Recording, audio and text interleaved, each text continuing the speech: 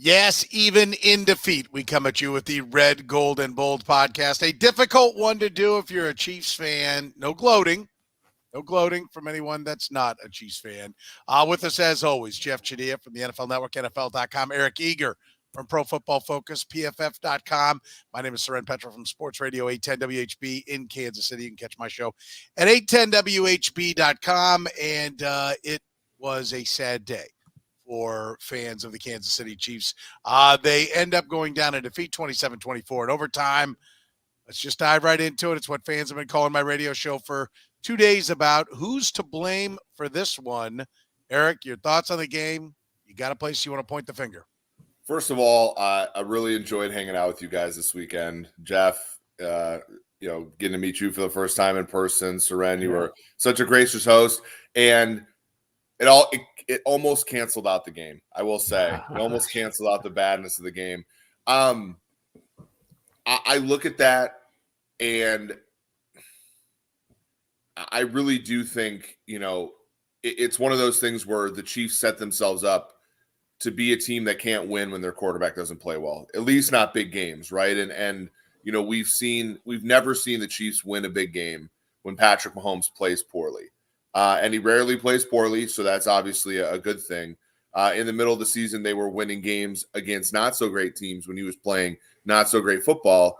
But against a team like the Bengals, and you don't want to take anything away from Cincinnati, but they took advantage. And they basically dared the Kansas City Chiefs to make one touchdown drive in the second half, right? Like, when you look back at their scheme, it was basically like, we're going to rush three, and Brett Veach said this today on the radio, right? He said this during the press conference, that we are going to they forced us to be patient, and we couldn't be patient, right?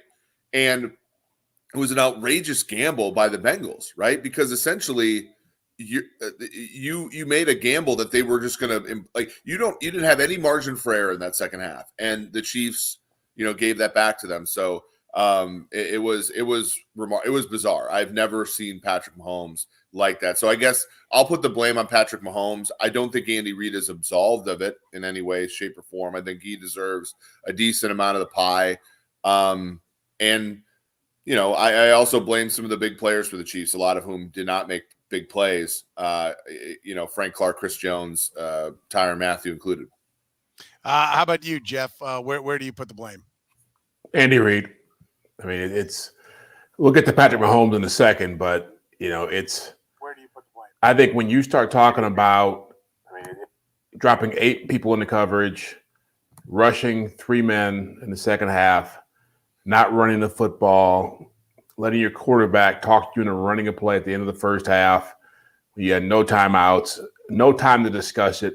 And really, I think the underrated part of that whole disaster at the end of the first half was that I understand it better if you can call a timeout, you can talk about what you want to run, what you feel good about.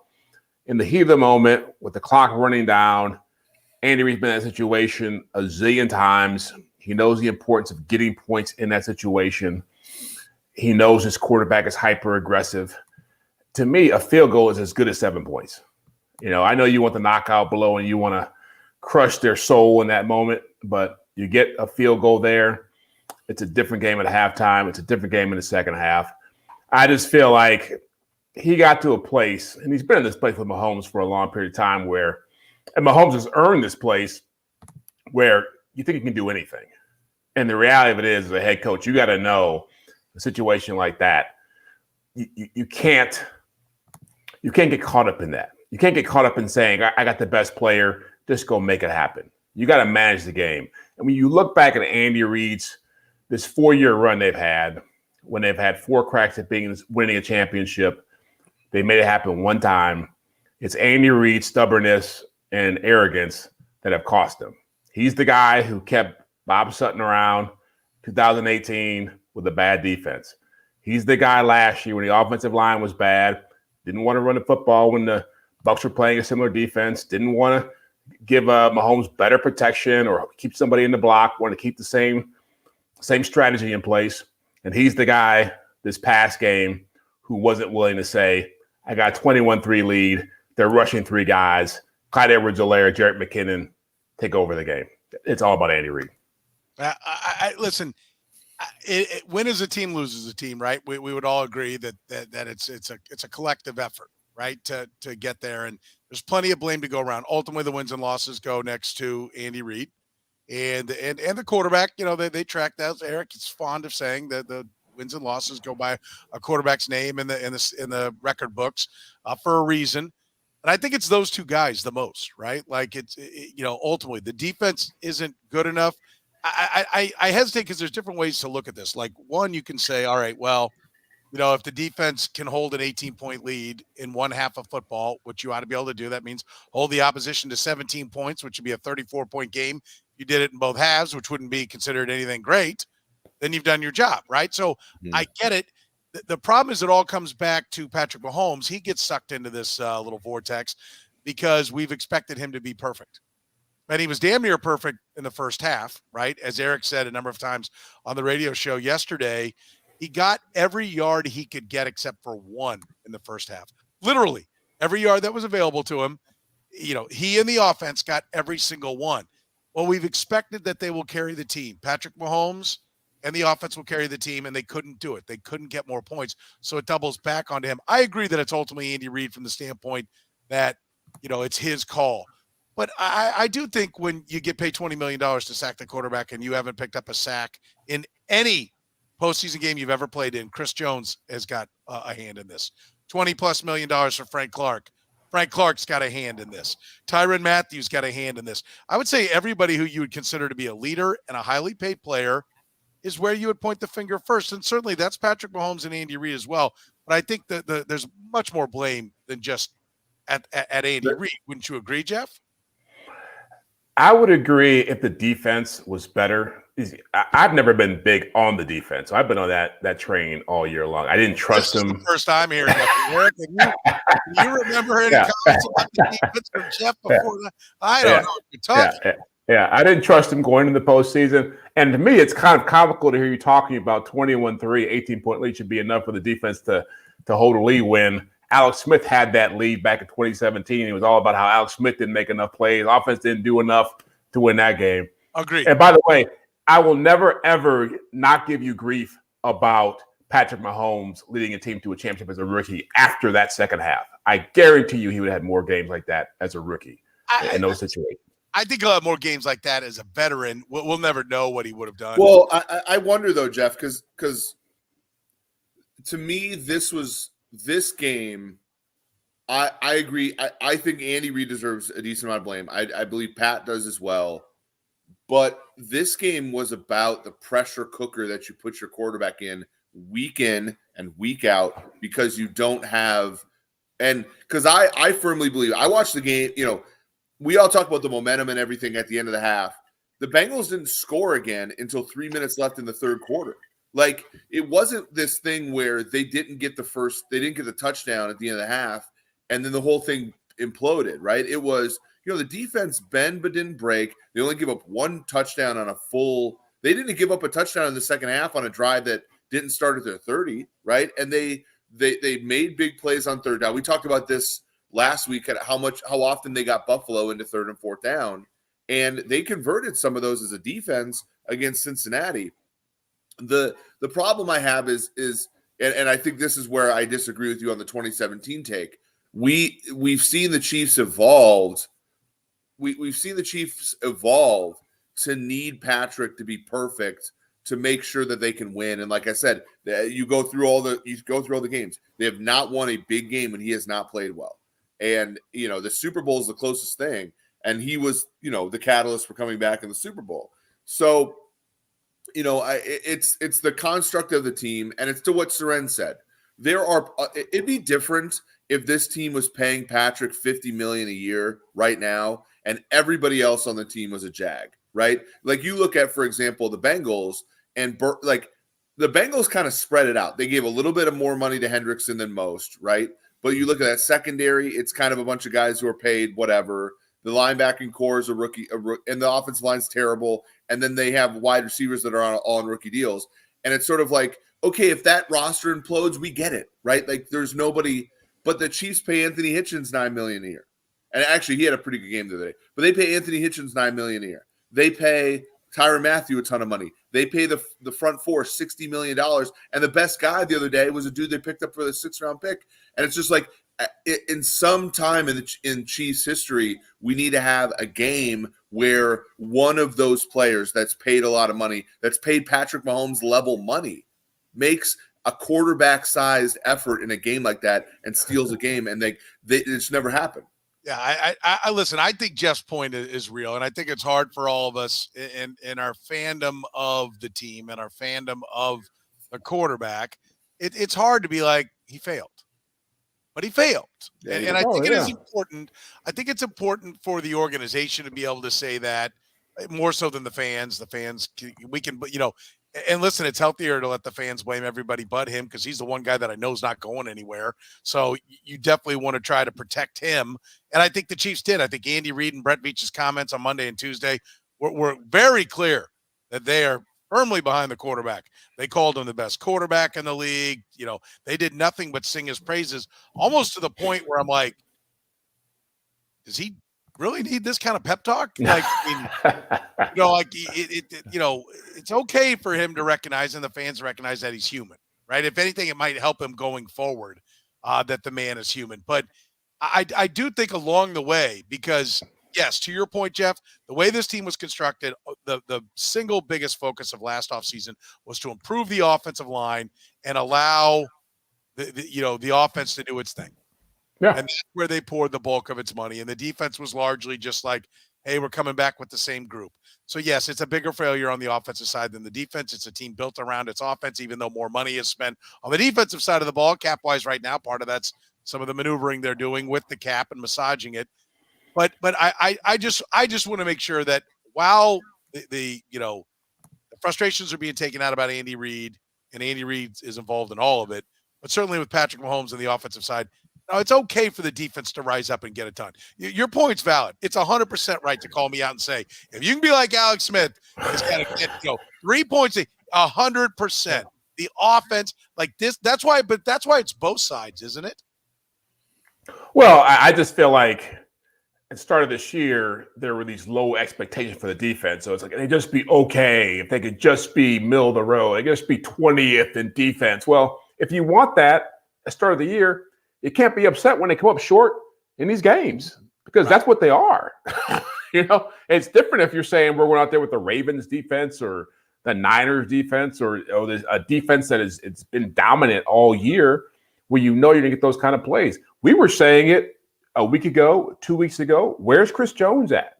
Where's Frank Clark at? And my whole thing with the defense, I know we're going to get into it later on, is that they were stacking up nice numbers against weak teams. And the problem that I've always had with this team is as far as how they were dealing with teams like the Bengals that had dynamic quarterbacks, that had explosive offenses. Their track record against those teams was not good. And so I'm not surprised they lost, because obviously it's the same game they played against the Bengals before. But I think around here in Kansas City, Chiefs Kingdom, we were reluctant to give them the kind of respect they deserved. It was always about, the refs, the clock management was bad last time around, and they'll have a better game plan for Burrow and Chase this time around. And ultimately, the Bengals proved they were just a better team. Agreed. And I'm fine with that. I will say this. One of the other reasons why I think it's different in how you assess what Alex Smith did in blowing two different leads, right? 13 and 18. So he's got him 2-1 in the 18-point blown lead category. But Alex Smith in 5 years was 1-4 in the playoffs altogether. 1-4, right? Patrick Mahomes is 8-3. So there is a reason to believe there is an understanding and a knowledge. And like, if you're going to dig back they should have put him in. There's a much better track record that if somebody was going to have one good half of football, it was 15 and not 11. Well, and I'll say this, Alex played 5 playoff games. He was the better quarterback in one of them, and he won that game. That was that's what the point I was about to make. But Pat's the better quarterback, arguably, in every game that he's played so far. And make no mistake, the 2 losses to Brady, he's been favored in every single playoff game, all 11. He's been favored, and both games against Brady was favored by a field goal or more. So it's a little bit different because, and again, this is exactly what gets back to the point of the Andy Reid thing is, I think, valid. I think the Brett Veach thing is valid. I think the Patrick Mahomes performance, given the situation that they put him in, is valid. So it's a total systematic thing. I think Patrick's individual performance in that game, though, I've never seen something like it before. And like, to me, that's where I rush to. But the point I want, Jeff did bring up a great point about the running game. And you guys know this is gonna pain me. Jerick McKinnon, 12 carries, 32 yards before contact, which is a pretty good number to have. McCole Hardman, 14 yards on 2 carries before being touched by the first defender. And then Clyde Edwards-Helaire, 6 carries, 15 yards before first contact. Those are pretty good. That's getting a push on the offensive line. And then both of those guys, Clyde impressed me a lot in the playoffs, but Jerick McKinnon was moving people once he was getting hit. And I don't know. It's so hard because in both Bengals games, the Chiefs went 3 and out or 6 and out so quickly that it was like they never had a time to know what was going on. Like the flash balls never popped up and said, what is going on with Pat? Where they would run the football or do something like that to get him kind of on track. But that was an option that the Chiefs just simply did not explore. At the goal line, even at the end of the game too, where I think that second down play, you can make a really good case that they should have run the football. Is what happened in the second half reason for them to have some kind of, I mean, look, listening to Andy Reid and listening to Brett Veach over the last 2 days, Brett Veach today said, we're always going to prioritize the line of scrimmage, offensive and defensive lines. Then he pointed out that they had, done a lot of work on the offensive line, which to me was kind of like, hey, we prioritize the offensive lines and the defensive line, and we handle the O-line. So the D-line is going to be the priority in this offseason. I wouldn't be shocked if we see some kind of, free agent signing, trade, and then their first draft pick goes on defensive line, right? And that's an Andy Reid trait. 9 of his first initial picks, right? A couple of them were second rounders. They weren't first. But 9 of his initial picks in 14 years with the Eagles were defensive linemen. Like, that's his MO, as much as he's an offensive guy. So Brett Veach would be empowered by Andy Reid to go get people to get after the quarterback. Is it clear that this is the end of what I call phase 1 to Brett Veach today and asking him the question that phase 1 is done? That's the Patrick Mahomes, rookie contract. And now it's time to shift gears and look at this thing a different way. Look at it for the long haul. Is it time for them to say, okay, and maybe even start breaking up? Like, have they gone as far as they can go with the chemistry of the players they have? Let me give you an outlandish one, right? I haven't said this anywhere else. This is the first time I've said it. It's really the first time I've had the thought. But moving Tyreek Hill, right? Mm-hmm. Like, they took Tyreek Hill, the Bengals, as Eric pointed out, with pedestrian defensive personnel for the most part, right? Certainly in the secondary. Took him out. You saw in the final play, the bracket coverage that everybody's talked about. He had underneath. Mahomes had to go over that. You had over the top. He tipped the ball. You had a second guy in the neighborhood, the underneath guy. He picked it off, and it was game over. He threw into the double coverage. I'm going to have Tyreek Hill go make a play. Would they be better and say, let's re-rack this thing. Let's get value for this guy. That's trading Richard Seymour to the Raiders, the way the New England Patriots did, right? And you could throw Chris Jones' name in there. Like, everybody could talk about cut Frank Clark or, trade for. I heard somebody, can you trade Frank Clark? No, you can't trade Frank Clark. No one's trading for Frank Clark, right? He I don't even know if he has a pulse, for God's sake. No, you can't trade him. But is it time for them to not only turn the page, but turn the page in a big way, Jeff? Well, I think 2 things about that. One is Tyreek Hill is still one of the best weapons in football. Why he would bring a big return. Yeah, but again, that return has got to involve a receiver who can do what he does. His skill set is very special. That speed is what makes him special. I'm having a hard time thinking of a receiver in the NFL who catches the ball, tough catches, return ability, run ability, and that kind of speed who could match that. I mean, there's other great receivers like Devontae Adams and Jamar Chase, obviously, and people like that. But I don't know who you're going to get comparable to that. And 2, I don't think they're going to run this like New England because I think Mahomes likes to have certain people around him. And I think Tyreek Hill is one of those people. It's the reason Demarcus Robinson's still here and why I still don't understand why they're throwing footballs to him in overtime. Twice. They clearly have made it clear that they are going to make sure Mahomes likes who they have on this roster around him on offense. Defense, different story probably, but when it comes to who he's throwing the football to, I guarantee you he's getting veto power in that regard. So I don't think Tyreek Hill is going anywhere. Okay. Eric, is it extend him? And if he won't extend, because he wouldn't renegotiate last year, if he won't extend, could you convince the quarterback to put a seal of approval on making a move and saying, listen, we can get 2 first-round draft picks for this guy. We can start, moving ahead. We're going to take a step back this year, but it's a step back to take 2 steps forward moving forward. Yeah, I think that's really the hard part because this is back even when they had Alex Smith at quarterback, like they were never willing. They've always been kind of like, we need to maximum compete every year. That's been it with Dorsey. That's been it with Reid. And when it came time to pick up the quarterback of the future, that's when they did it. But they've never really, I guess you could consider the Mahomes first year as we're willing to take a step back if that means developing a guy. But I think we have to meet them halfway on some of this. Like I think Hill and Kelsey are probably going to be Chiefs until they can't run anymore. And that's probably and they've been this way. But I'm asking you, is that the right thing? Right? Like there's 2 ways to look at this. What's Andy going to do? I agree. Right? I agree they're not going to do this. I'm asking you, should they do this? I think that they should exercise every other option that they have to build a team. Because look, I've been kind of proven a little bit wrong this year about like the Stars and Jags when you look at the Rams. And I know this year's not this, the Rams have 3 players who are in the top 6, I believe, in PFF wins above replacement, non-quarterbacks, Ramsey, Kupp, and Donald. And to me, there's an aspect of, as long and they got lucky because as we talked about on a couple shows like this, it wasn't a great Chiefs team. There really isn't a great team in the NFL. And you look at the Super Bowl, it's 2 4 seeds. But to me, I would exercise all the other possibilities that I have. Like when they look at cornerback and they say, hey, you can develop corners. You don't need to go out and get a guy, blah, blah, blah.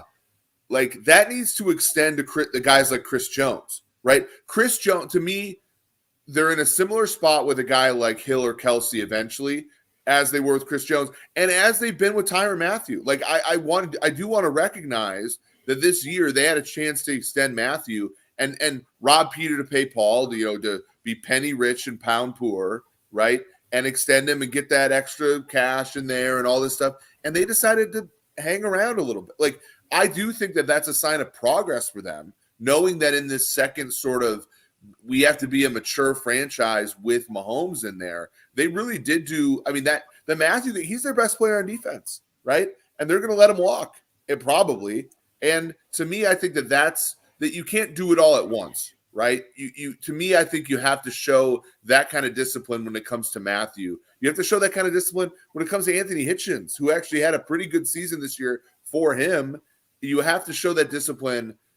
I think in some of these places where the player is clearly not working out to his deal. Tyreek Hill was a 4th most valuable wide receiver in the NFL this year.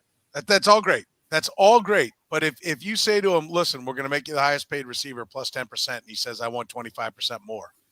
What do you do? Like everybody, it's always. But you do the same thing you did with Mathieu. Walk? Yeah, but you don't have to walk on him this year. No, you don't. But do you get a 3rd-round pick for him next year? Like, that's what it comes down to, because you'll get compensation for watching the guy walk away. Like, I think this is like, listen, everybody's all over the Orlando Brown. Can he play left tackle? What do you do with him? What do you do with Tyrann Mathieu? Because that's been sitting there for a year. This is the part that if I could get more than 2 questions and didn't get muted after that, I would get to and say, look, where do you go with this? We already know that he's a little bit. This is the big. I'm with you, Eric. But I'm sorry to call you out, but I think you're a little bit fanboy on this. Like you're talking about what you want to happen, What if the guy says I won't do it because he's But already they should. I mean, look, they have the instruments to do. They have the instruments to work with, right? If Tyreek Hill doesn't play ball, then you tag him. See, I think this is it. This is the thing: is everybody's got big balls and wants to talk about the Patriot way till it comes time to go the Patriot way on somebody you really love. But it's not even that. It's like, to me, again, they're all expendable. Are these not words that Eric Eager, if you didn't say, you at least agreed with me on? Let's face facts about this football team. Except 15. Let's face facts about this football team, though. They have Jack after Tyreek Hill at the wide receiver position. That's the bigger problem. That's the bigger problem. The whole the Tyrann Mathieu thing is because they invested a second-round pick in a guy that's probably going to replace him. They do not have an NFL starting wide receiver on the roster other than Tyreek Hill. And the entire I agree with you. If they spend the entire offseason, going through and actually acquiring them. But you heard their answers today or yesterday, right? Yeah, I was on both Zooms, yes. Yeah, they didn't commit to building the wide receiver group. No, they did not. They said, no, listen, again, my point is not what they will do. You think what they should do. What they should do is get more freaking wide. That's my whole point is that's the big picture. And I want to let Jeff talk because Jeff is the nicest guy on earth and us two. No, it's just fun. It's fun to watch. Well, but you guys hate for a while. Yeah, okay. Be negative. Yeah, come on me because my point is not just the point isn't get rid of this guy. It's listen, be real about it. If he's not going to sign on long term, and you read the leaves and you go, we're not going to get it done. I mean, listen, if they couldn't get it done with Tyrann Mathieu last summer, and you know what Eric Eager would have said last summer? Well, he's your best player on defense. How can you trade him? Now, as you sit here today, losers in the AFC Championship game. Oh, it doesn't seem so bad. You mean if we could have got a first-round pick or a second and a third for Tyrann Mathieu, I mean, maybe we don't beat the Bills, but we're in a lot better situation going into the draft.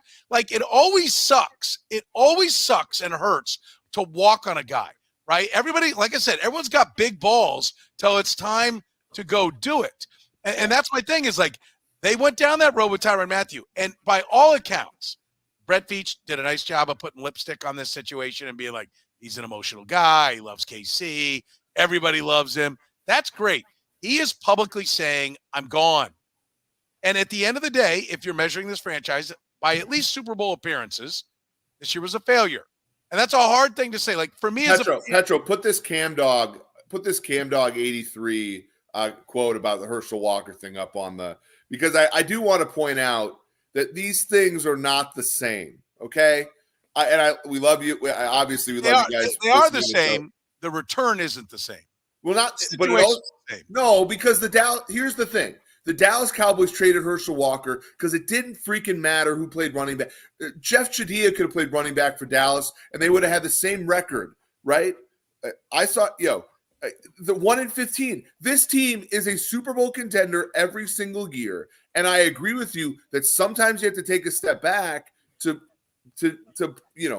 be a super contender.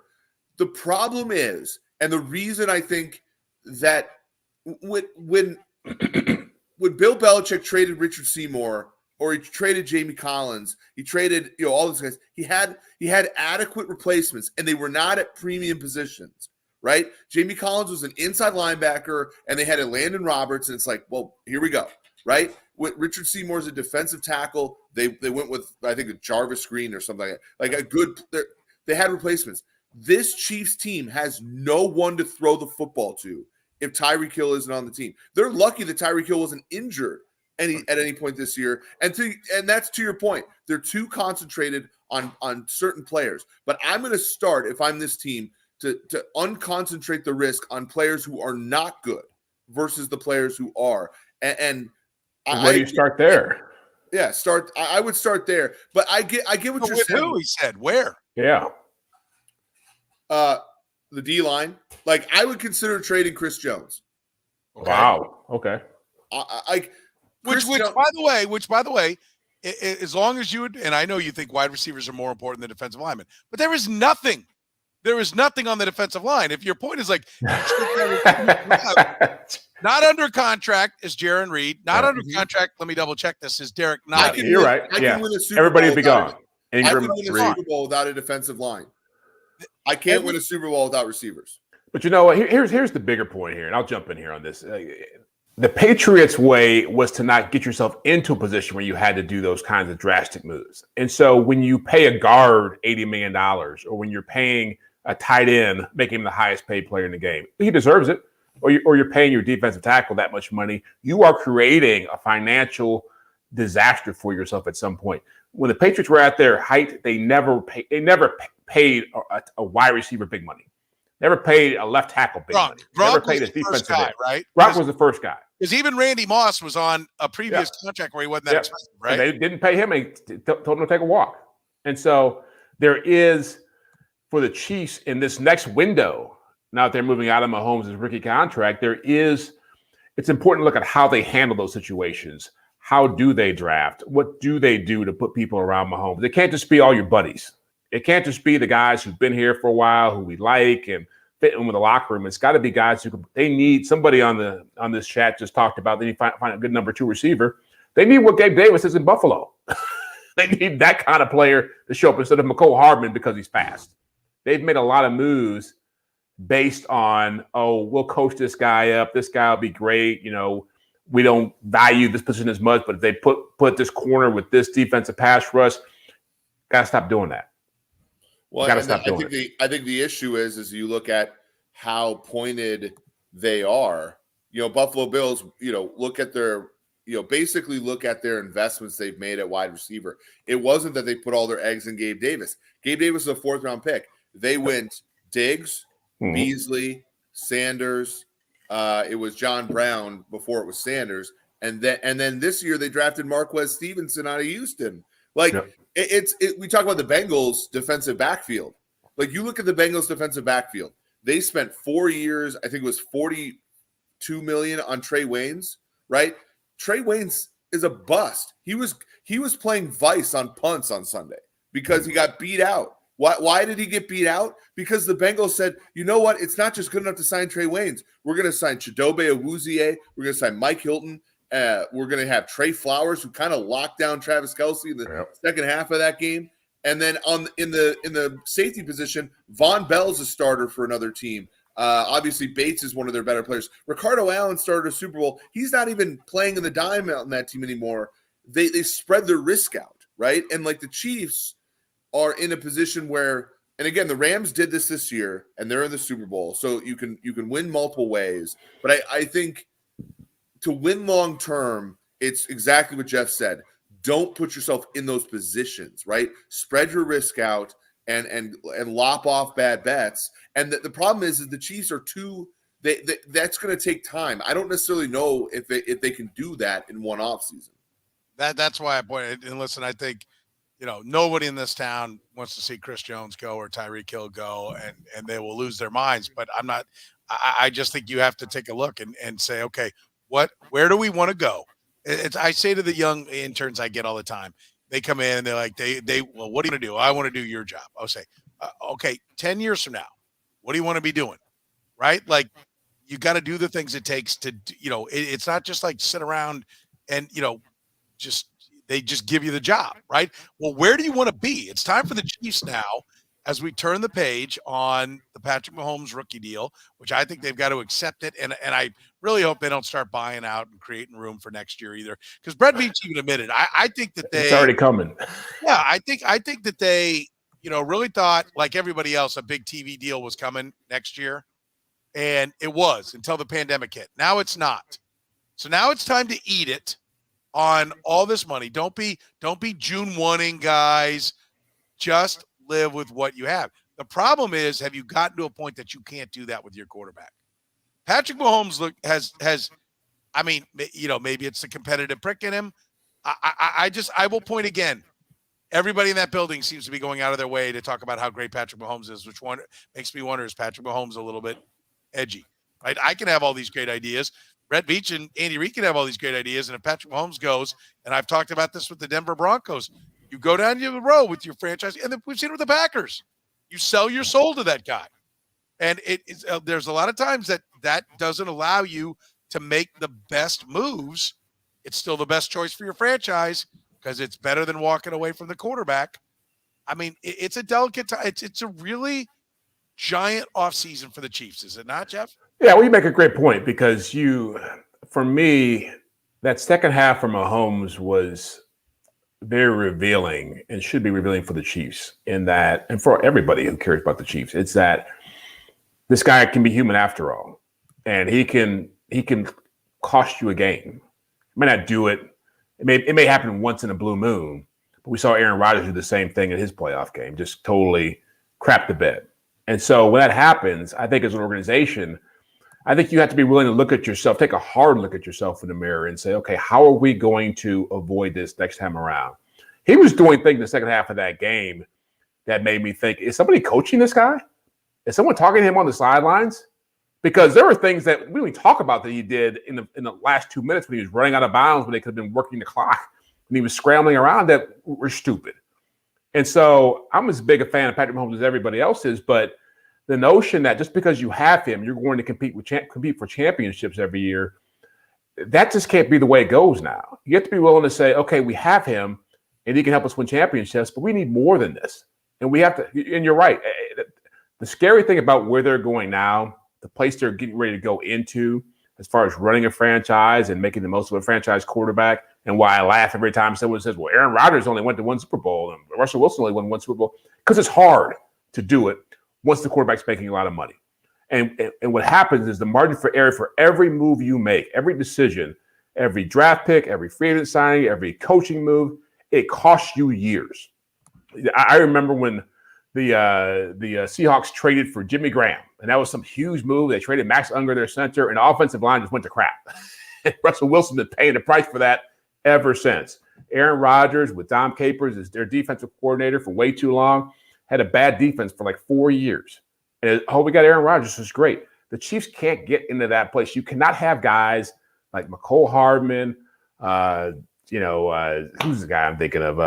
Clyde Edwards-Helaire, guys who just aren't becoming great talents for you. Just because you want to have them, just because it's a luxury, just because you think Andy Reid can coach them up. You got to get guys who can play for you and fill those holes when they come up. Yeah, they can't. Jeff, great. They can't accept Daniel Sorensen on this team. Exactly. That's the guy I was thinking of. Yeah. And Eric, you've said that this was a time that Brett Veach really, asserted his presence, right, and made some decisions that worked really well for this franchise. And I will say this: I think this is where he and his personnel staff have to be like, dude. Like we all assume Hitchens is gone with the dollar figure. But there are other guys that are around that do not carry the dollar figure. So it's like, well, he doesn't really cost that much. We'll keep him around. Daniel Sorensen cannot be on this team. I don't think Ben Neiman can be on this team. I know DeMarcus Robinson cannot be on this team. Why is Garrett Dieter still around? I mean, Marcus Kemp. I mean, and that's the whole thing. There is a part, and look, like you called me out for this early in the show, and there's certainly somebody has to do it, Eric. Somebody has to be a man here, and it turns out it's me. It's hard not to get romantic about football, right? And I think sometimes the Chiefs get romantic about football, don't they? Like, Ben Neiman had a really good pressure on the quarterback in the Super Bowl. Right, Daniel Sorensen made some plays in the divisional round. DeMarcus Robinson made. They've all made plays for this team in the past, but anybody could have made those plays, right? And I think the hard part, and football is a human game. I think this is where maybe I break from analytics a little bit, but like football there's a human aspect to the game, and I get it. And there are people who are good locker room guys. But like, even look at who's supposedly the leaders on this team, right? The three leaders on the defense are Mathieu, Hitchens, and Clark. Clark got arrested twice this summer, right? Anthony Hitchens has Anthony Hitchens, from all accounts, is a pretty good, like, looks like a pretty good guy. He hasn't gotten in trouble or anything like that. But he called out Chiefs fans during the middle of the season for being fickle when they were when they were playing well at all. And then Tyrann Mathieu, like, again, great football player, but when things go bad for that team, no one pouts more than he does, right? And so, and again, like, to me, they won the Super Bowl, and look, they're lucky to have won the one Super Bowl, frankly.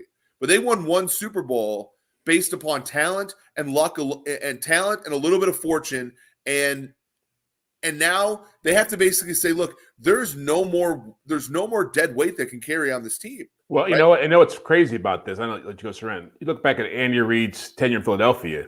He had no problem getting rid of guys. He got rid of guys who were very popular, guys who were Pro Bowl players. And usually it was a year too early as opposed to a year too late. But my feeling about this team, and I've felt this way for the last 2 or 3 years, it feels like they're running it as if they're trying to play catch up with Andy, trying to get him all these trophies before he retires so they can say how great of a coach he was. And to me, that's also part of the issue. You don't have to always be every year all in, trying to show how much you can win a championship. Some year you just have to be, okay, we're going to be a really good team. And if we win a championship, great. Yeah. I listen, I think those are all great points about the team. And you know, I do think it's time, though, that somebody's got to step up and say enough, right? Like, this is where we go. This is what we need to do. And I don't know, is there someone in that room that will do it? I'll say this.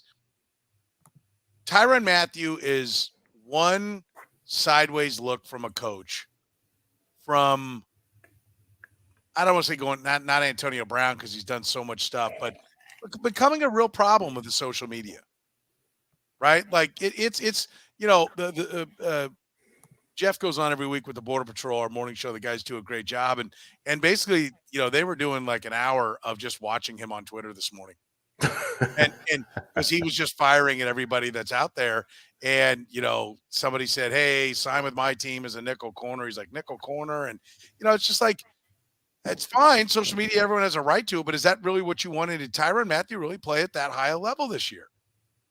I mean, there's a lot of people accusing Tyrann Mathieu of making a lot of business decisions this year. Yeah. Right. The contract year was a business decision year. Maybe that's unfair. You know, I mean, I would love to sit with a DB coach. And there are times I'm like, yeah, I think he could have gone in. I think he brought it in this game.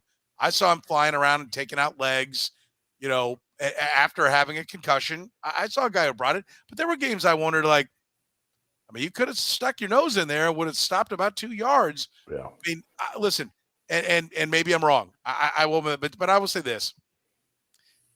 If you haven't gotten it done with Tyrann Mathieu right now, I'm not so sure why it was so hard today, unless it's you just want to keep your options open. But if behind closed doors, Brett Veach is saying the same thing he said to the media today, that's a problem. Like the Tyrann Mathieu era in Kansas City was a great one. It's over. The money is not there. He's going to be in his 30s throughout the bulk of this contract, any contract he signs. Like that needs to be done, and let's move on. And that means you need a lot of things, right? You need to get a lot of things done. You disagree, Jeff? No, I totally agree. I totally agree. And look, I think Tyrann Mathieu served his purpose. When he came in here, they needed some leadership. Eric Berry, a lot of people commented on this about him, but, you know, he was an issue in 2018. So they went out, and people forget that they were trying to get the guy from Seattle. Yeah, Earl Thomas. Earl Thomas. Mathieu was plan B. He came in here. He gave them leadership. He played at a high level for a couple of years. But, yeah, to be honest with you, I said this before. I think they should move with Jerry Sneed to that position and draft in the corner and figure it out from there. Because, to me, he ain't getting it done as corner. We talk about him as this great player. And every time I'm looking up, he made a great interception in that game. But he also, I think, had 9 completions on him in 10 attempts. Yeah. So it's like – he's not a dominant player at that position. But, yeah, I think you can find ways to find a more economical player at that position, given what Mathieu brings, given how he has performed this year, given the likelihood that he's just going to continue to decline. I can't think of too many safeties. The fear is you saw what happened to Earl Thomas in Baltimore when he really got fed up. They had to just get rid of him because he was fighting with guys in practice. Now, I don't know if Mathieu will get to that stage, but Earl Thomas went from being a leader, all the things we're saying about Mathieu, a great player, to being a headache and a guy you had to get rid of. You do not want to have that happen in Kansas City. I agree. And how about Jeff's point, Eric? Well, go ahead, because you got some of that, because I want to ask you about Jeff's point about Andy with the Eagles. Well, I wanted, and that's a thing, like, where has he gotten soft? Like, because we talk about with the John Dorsey era, I want to bring this back a little bit to Veach, where we talk about in the John Dorsey era, it was like with Houston and Barry and like those deals that like were not good and went sideways because Andy said, "Hey, I want these guys on the field, get it done."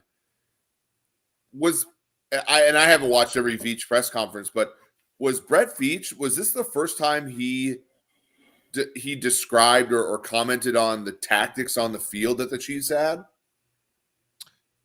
I would say yes, and I don't think he realized he was doing it. What did he say? I didn't hear this part. Well, so and I'm planning on we'll play it next week, right? I figure we had so much this week. Okay, we didn't go through it, but no, it's worth pointing out. But he basically, in answering a question about the secondary or about, it was a personnel question, and he got going, and halfway through his answer, he said, listen, again, credit the Bengals.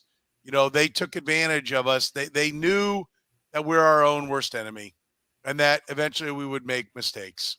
And I think he was kind of referring to the fact that like that the interception in overtime, eventually we will go ahead. Wasn't the quote, they dared us to be patient and we couldn't do it. And we couldn't do it. Yeah. Okay. And like, so, because this is where I see the sea change, right? Where he was, obviously Reid's guy. Andy deserves, a great deal of credit for everything, Chiefs related and all that stuff. But maybe, and the problem is we just don't know how to attribute a lot of stuff to Veach. The guy doesn't trade back. The guy is very, like the Bo Peep Keys thing. How many teams has Bo Peep Keys been on now after the Chiefs traded a 2021 draft pick to go up and get him? Like, it's not clear to me necessarily that Veach is like, it's not clear to me how good he is, right? Like, he has had good draft picks over the last few years, and if you add some of it up, I'll push back on that from this standpoint. That I agree, he's got to start trading back at some point. If all you do is trade up, and to your point, he's never traded back. That can't. You're not reading the board. Right, the board is never always. It just concentrates. Not only that, but he also trades his first round picks. Right, like you concentrate too much risk on guys like Frank Clark and Orlando Brown and stuff like that. And let's be clear: 4 straight AFC Championship games. Right, like so. Look, we're splitting hairs here. They lost an AFC Championship game to the Cincinnati Bengals, so we do need to need to even it out a little bit. But my question becomes: Andy Reid's incentives are different than the incentives of the general manager of a football team, right? And, a coach's incentives are to win the next game and to win the next championship. And a general manager of the team, his incentive is to build a team that can win in the long run. So as Brett Veach kind of begins to flex his muscles in the relationship between those two, I have at least a little bit of hope that maybe there's a more of a long-term focus on the team to your question at the very beginning of the show. Because a lot of moves that the Chiefs make are to win the next game or to win the next championship. And I wonder how much of that is Andy Reid being the one who's in control of everything. And if what we're led to believe is true and that Brett Veach may be gaining a little bit of control as Reid is sort of entering the final parts of his career, maybe we'll see a little bit more of that. And if Brett Veach's job has been told to him by Clark Hunt is to give Andy what he wants, then his job is to give Andy what he wants. All right. Yeah. So that's one of the elements that I think are at play. And I also think, you said it's not clear if Brett Veach is good. I actually think it is. I think he's pretty good. Is he great? I don't know yet. Time will tell. We'll see. But his success rate is pretty good, right? Like for where he's picking, bottom of the round. He made that point today about I almost felt like it was at me because I've spent a lot of time, and I mean it as a celebration of how little they spent on the cornerback position, and yet been a good pass defense, right? Maybe not great, but a good pass defense. He said, I don't know. He said we've been I can't remember. Curtis had the word for it, but was talking about how he's like, listen, if the top 2 or 3 corners are gone at 31, and then what are you going to do? Are you going to take the guy with the medical question? Are you going to take the guy with the off the field baggage? Like, yeah, I'd love to have it. Number but one, you're taking guy off the baggage all the time. well, I know, and he's just the overall point is at 31, you generally don't get the top cover corner, right? And Trayvon Diggs was a second-round pick. Xavier Howard's a second-round pick. J.C. Jackson's like a 5th-round pick. I get it. Look, all great exceptions. Just like you don't generally get an edge rusher that's premium after pick number 15. But I could quote Jared Allen in the 4th round. Well, wild child coming in. Couldn't even get to a major college because they were so worried about him coming out of high school. I mean, there are all those there. Yes, and Trey Smith and yes, there are all those things, but they're not the rule. They're the exception. And if you want a premium edge rusher, you want now the way they prioritize wide receiver, a premium wide receiver, a premium left tackle. I mean, I think, listen, Orlando Brown is no one's ideal left tackle, but they looked at it, and so far they said, we're not getting anyone at 31 that's a left tackle. There were 2 left tackles in this draft, right? Slater and Sewell in the last draft. Slater and Sewell. And they were long gone before the Chiefs, really without sacrificing even more picks, could get up there. So they took Orlando Brown, who was clearly better than anybody else they could have drafted. And they played him at left tackle. He's more expensive now immediately. But, I mean, those moves I think are better than maybe they get credit for. Like, it's like, well, it's all Patrick Mahomes. The team they put around him has been better than I think people give credit for. His drafting success is at a rate that I think is comparable to other people. To Eric's point, it's he doesn't draft enough players. I do think he's got to stop moving up and stop trading picks. And if he would, this is why I say, is this the time to walk on guys, stockpile picks, maybe have a 10-7 season that you just nail bite and get your way in, and maybe you don't get in, but maybe you do. Maybe you steal a game, but you start setting yourself up with a ton of draft picks to where you can maneuver and start making some things happen. Yeah, well, that's great in theory, but that's also the circumstance that comes with taking on a team that already had won a division title when you became a GM, that already had brought in some future Hall of Fame players as mid-round picks.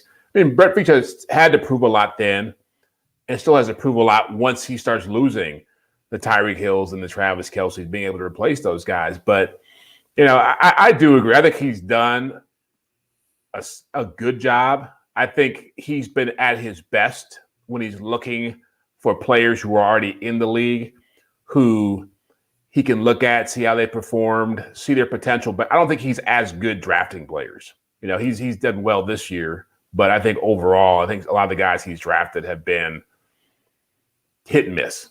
So this is a big for him. Yeah. This was Creed Humphrey, Trey Smith, those guys, good players. But Edwards-Helaire, Hardman, Breeland Speaks, I think it balances out. I think you give him about a C there. But when he needed to go find a Melvin Ingram, he found him. He found a way he believed in Orlando Brown, and it paid off. I don't think he's a $20 million a year left tackle, but he did enough to help that offensive line shore up. Jerick McKinnon, another example. So he's good at finding those kind of guys. But we'll see moving forward. Again, the big challenge for him and for Andy is they have to recognize, and this game, for everybody who cares about this team, it's important to understand this. This last game put them on notice. There are other good teams in this conference now.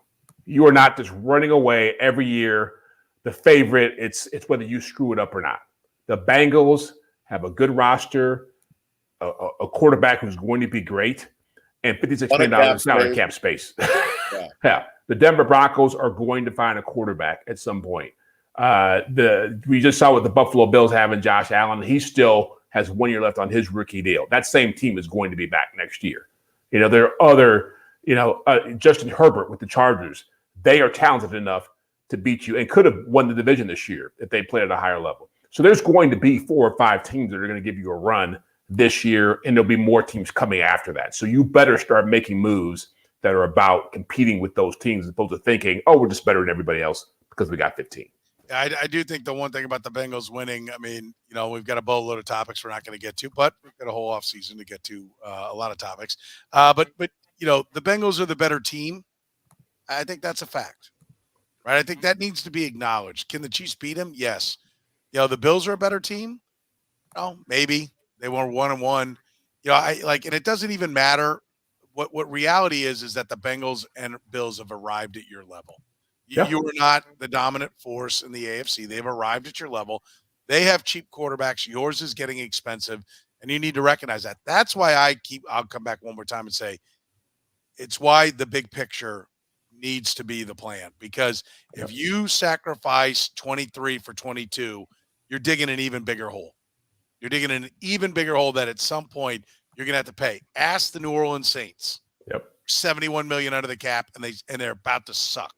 Okay, and they're buried. It's going to be 2 years to dig out of that. That's not the spot you want to be in. And to Brett Veach's credit, he talked about that a lot. Like, you do not want to find that moment. And I think that was a subtle way of saying they're going to be guys we have to walk on. And I think they will be smart. But I want to come back, as I said, to Jeff's point about Andy with the Eagles. I sat in the Chiefs' offices back before it was, behind a vault door and barbed wire and all that, when you could actually speak to some of the people. And a lot of the personnel guys said, listen, we got to get to be more like the Steelers and the Eagles. Those are the two teams they called. This is a long time. This is pre Scott Pioli. No, Pioli. It's pre-Pioli. Right? They're like, we got to get to where the Eagles and Steelers are. They walk on guys a year early, not a year late. And that is always the better route. And I don't know how Tyrann Mathieu can be anything but at the best walking a year early. And I think you got to decide on Tyreek Hill too. I don't think he's a year away from being defunct. But the overall message and what fueled Andy Reid. Now, it didn't fuel him to a championship. And I am open to the idea, and I think it's something we'll discuss on Too Deep. Are the Rams opening the door, and even the Chiefs' performance over the last 3 years, or the last 2 years, where they've gone to a conference championship game and lost a Super Bowl when they were all in? I think they've been pretty all in. Are we setting up that, like, real NFL football is following fantasy football? And that is, you're all in, and then you got to re-rack. And then you're all in, and you got to re-rack. Because we've had two teams have pretty good, particularly if the Rams win. It's copycat league, right, Jeff?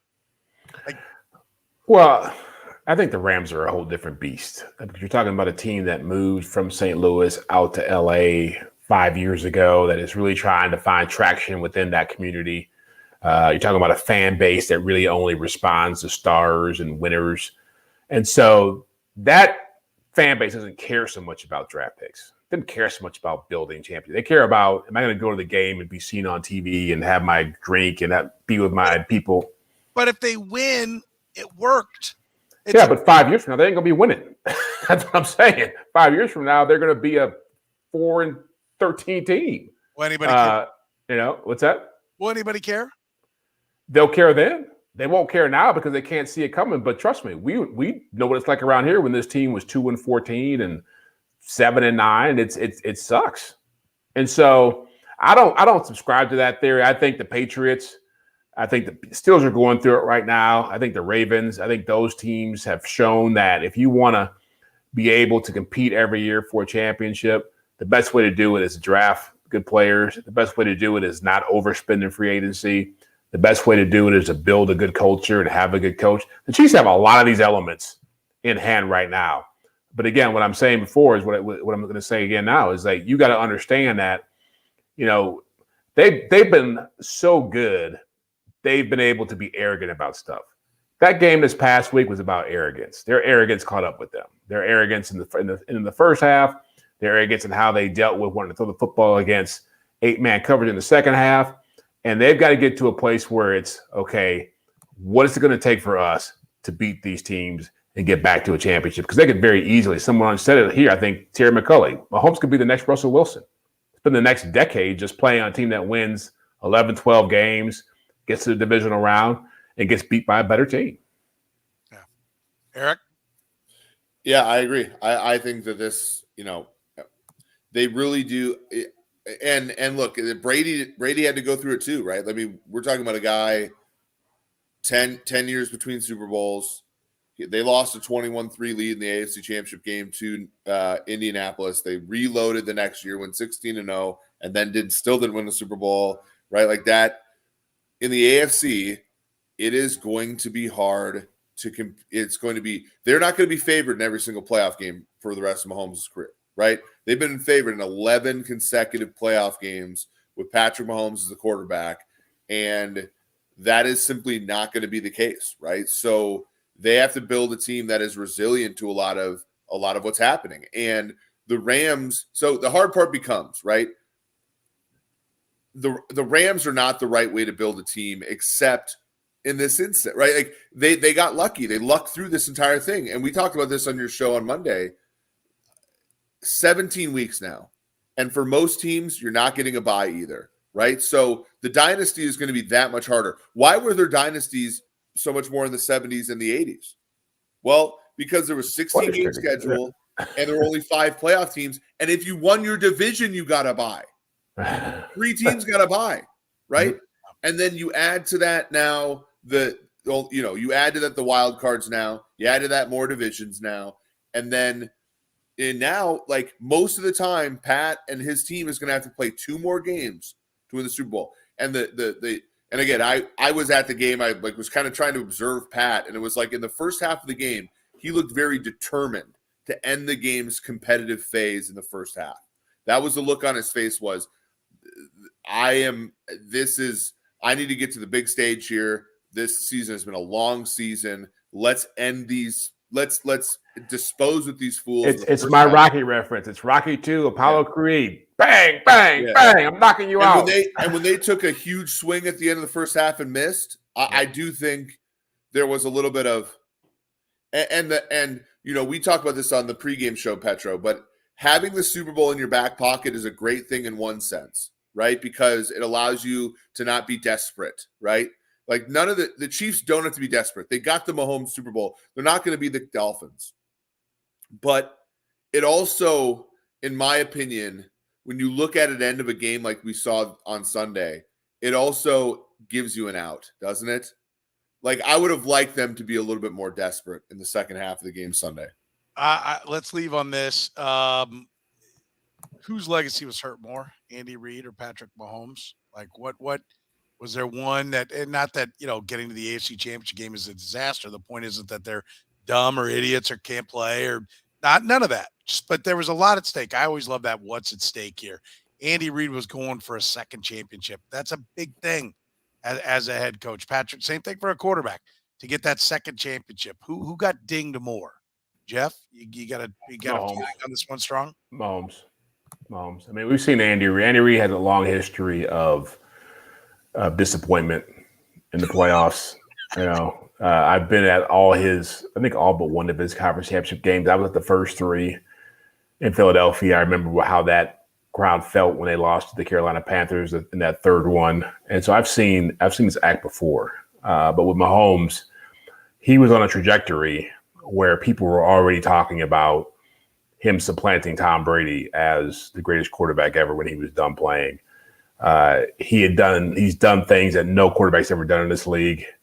He's played at a superhuman level, but the way he played in the second half, that last throw in the first half, wanting to call timeouts when he had no timeouts left, it brought him down so far.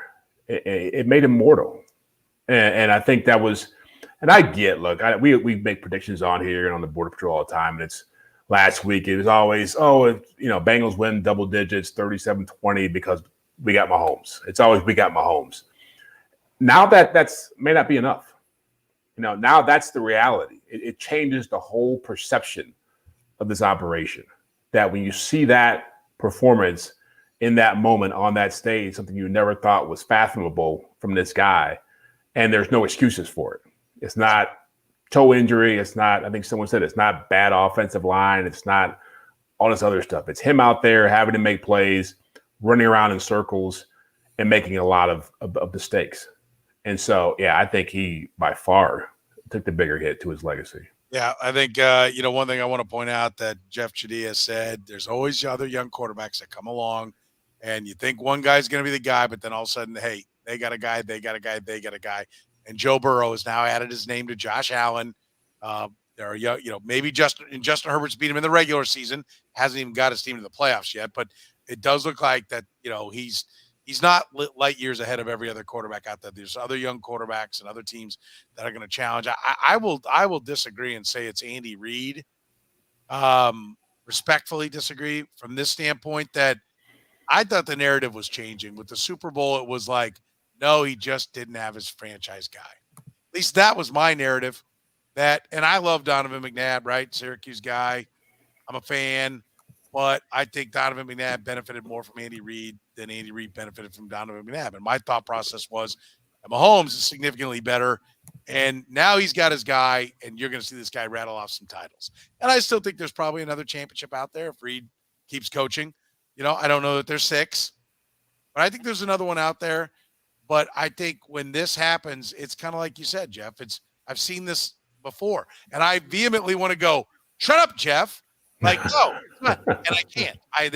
It's hard for me to hear as a fan and as a guy who likes to be right about what I say. But for me, it's Andy Reid because of that, because we thought he had the instrument that would protect, would allow him to win those games that he hadn't won in the past, and it didn't happen. And he's now lost, back-to-back big games, albeit late in the season. But games that, I don't think the other team was that far superior. And so I think it's Andy Reid that takes the biggest ding. Eric, you get last thoughts on this one. Yeah, I'm with Jeff. I think after that game, I think I texted you. There's Chiefs friends that I have, Chiefs fan friends. And I said, and this sounds kind of cheesy, but I probably will never look at Patrick Mahomes the same, right? We've had such a privilege of him being so good. And to Jeff's point, when he played poorly, you could almost always attribute it to something else, right? It was the toe injury. It was the ankle injury against the Indianapolis Colts when they had that bad Sunday night game. It was, they didn't have enough time. His whole first year, he made mistakes, but the Rams game, he just ran out of time. The Seahawks game, he just ran out of time. The AFC Championship game, he just ran out of time. And in the Super Bowl, we're all we give the offensive line, flack. But ultimately, the Super Bowl was also a microcosm of what we just saw this week too, which was Andy saying, "Hey, Patrick's got this," right? And then this was the first time where not only did we see him play poorly, but it also was sort of an effort thing where it was just you looked at it and said, it didn't even look like he had it at all. And I think that some of that shine is worn off. Now, we all believe that about Andy in the first place, right? We saw 38-10 against Indianapolis. We saw 21-3 against Tennessee. We knew Andy Reid was capable of these things.